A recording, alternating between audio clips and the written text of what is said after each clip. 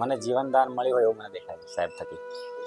બાકી એટલો હતાશ થઈ ગયો હતો હું કે ક્યાંય જવું આવું તો માનસિક રીતે મને દુઃખ થતું હતું કે ચાલો હવે બીજી વાર હું ઊભો નહીં થઈ શકું.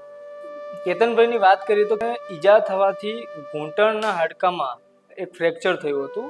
મારું નામ કેતનભાઈ લલિતભાઈ પરમાર, પાલનપુર તાલુકાનું સલ્લા ગામ.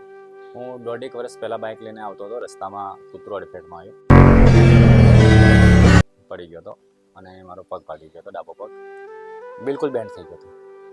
હા, આખો પગ ઢીચણમાંથી આખો ભાગી ગયો. પાલનપુર એક ખાનગી હોસ્પિટલમાં ઓપરેશન કરાવ્યું તો 1 વર્ષ જેવી ટ્રીટમેન્ટ લીધી પણ મને 100% પરિણામ ના મળ્યું, રિઝલ્ટ ના મળ્યું.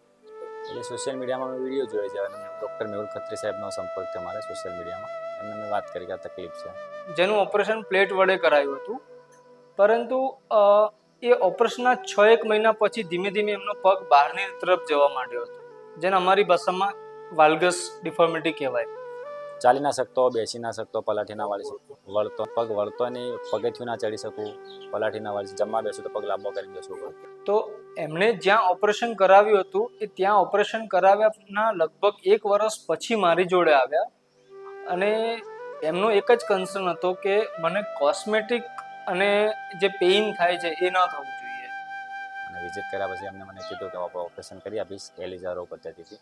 એમને મને કરી આપ્યું અને અત્યારે મને 100% પરિણામ. સાહેબનું કામકાજ એકદમ રેડી. હું તો 5 પેશન્ટ હું તો મોકલ્યા ઉપર, એમને બી સારું રિઝલ્ટ મળી મારા થકી.